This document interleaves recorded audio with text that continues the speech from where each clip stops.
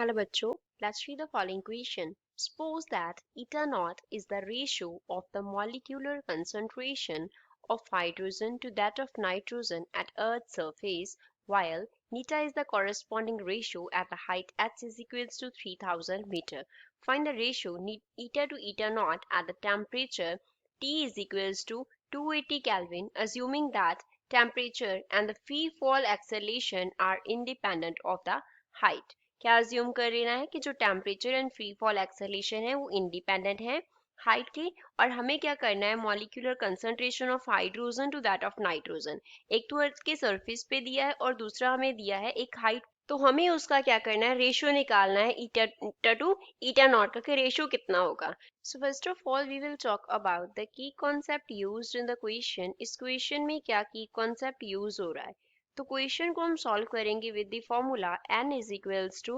n naught e raise to power minus u naught upon में होता है के टी। अब ये फॉर्मूला क्या है, n हमारे पास रिप्रेजेंट करता है नंबर ऑफ मॉलिक्यूल्स कितने प्रेजेंट हैं, नंबर ऑफ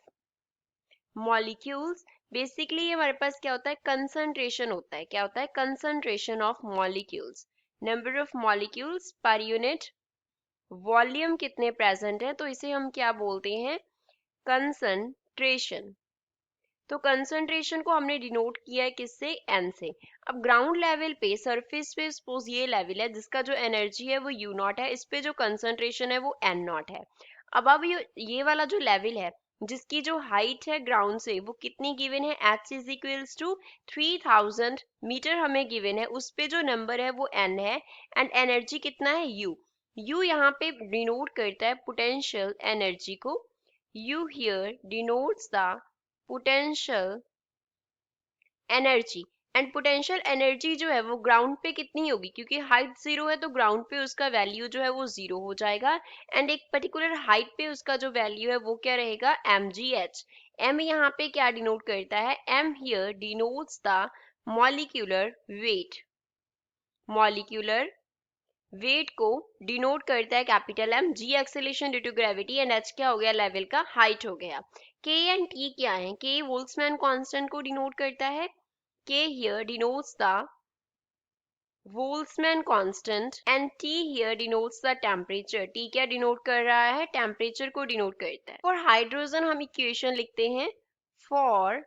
हाइड्रोजन, हाइड्रोजन के लिए एन को डिनोट कर लेते हैं NH2 से, तो ये किसके इक्वल हो जाएगा एन नॉट, जितना हाइड्रोजन का कंसंट्रेशन है ग्राउंड लेवल पे, साथ में क्या आ जाएगा ई रेज टू पावर, इसे एक्सपोनेंशियल लिख लेते हैं, it will be easy to write exponential in किसका एक्सपोनेंशियल माइनस यू नॉट कितना हो जाएगा जीरो हो जाएगा, अपॉन में हमारे पास क्या आ गया के इंटू टी आ गया। तो यहाँ से NH2 की जगह पे क्या आ गया, NH2 का वैल्यू क्या आ गया N नॉट H2 के लिए एक्सपोनेंशियल ऑफ माइनस U की जगह पे M फॉर हाइड्रोजन, साथ में क्या आ गया G into H, M g H upon में हमारे पास क्या आ गया K इंटू टी आ गया। Similarly we can write for nitrogen, similarly for nitrogen हम इक्वेशन लिखेंगे, नाइट्रोजन के लिए क्या बन जाएगा N फॉर नाइट्रोजन इक्वल होगा किसके N नॉट फॉर नाइट्रोजन, साथ में आ जाएगा exponential of minus M N2 GH upon में हमारे पास आ गया K इंटू टी। अब इसकी रेशियो निकालने के लिए हम इसको डिवाइड कर देंगे, रेशियो निकालने के लिए क्या लिखेंगे NH2 upon NN2 will be equals to N naught for hydrogen upon में आ गया N नॉट फॉर नाइट्रोजन, साथ में हमारे पास क्या आ जाएगा एक्सपोनेंशियल ऑफ हाइड्रोजन के लिए कितना है minus MH2 G into H upon में क्या है KT। अब N2 वाला डिवाइड होगा तो इसको हम क्या लिख लेंगे एक्सपोनेंशियल प्लस में हो जाएगा, क्योंकि डिवाइड होके ऊपर चला जाएगा तो एक्सपोनेंशियल प्लस में हो जाएगा MN2 GH अपॉन में आ गया KT। अब एक्सपोनेंशियल की जो पावर्स है उनको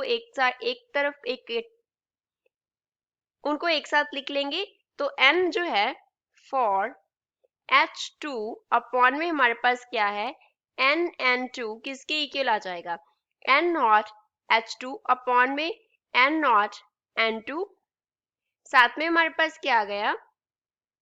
exponential of minus MH2 plus MN2 upon में क्या आ गया KT, एंड ये प्रोडक्ट हो जाएगा इसका किसके साथ, G इंटू H के साथ। अब यहाँ पे जो कंसंट्रेशन है N जो है वो कहाँ पे कंसंट्रेशन था हमारे पास, H हाइट पे था, तो H हाइट पे कंसंट्रेशन कितना है नीटा, एंड नॉट जो कंसंट्रेशन का रेशियो है ये कहाँ पे है, सरफेस पे, सरफेस पे जो रेशियो है वो कितना है, नीटा नॉट है। साथ में क्या आ गया, एक्सपोनेंशियल ऑफ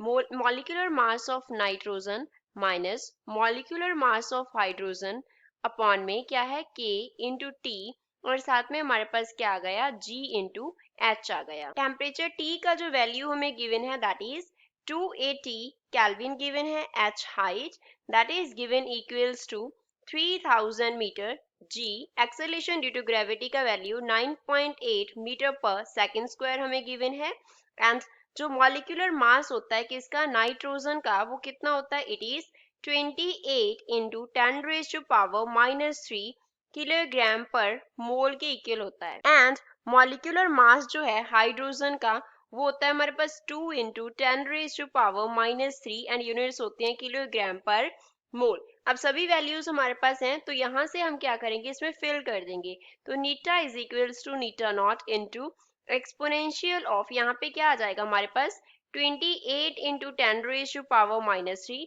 माइनस 2 इंटू 10⁻³ साथ में क्या आ जाएगा G that is 9.8 into H that is 3000 upon में क्या आ गया हमारे पास K का वैल्यू 1.38 इंटू 10⁻³ इंटू T का वैल्यू दैट इज 280। तो इस वैल्यू को सॉल्व करके हमारे पास एक्सपोनेंशियल की जब हम ये वैल्यू सॉल्व करेंगे तो हमारे पास जो आंसर है वो क्या आ जाएगा, eta is equals to eta naught into 1.39। तो हमारे पास जो रेशियो है नीटा टू नीटा नॉट का वो कितना आ गया, 1.39 के इक्वल आ गया। So this is final answer for the given question. I hope you understood well. Thanks.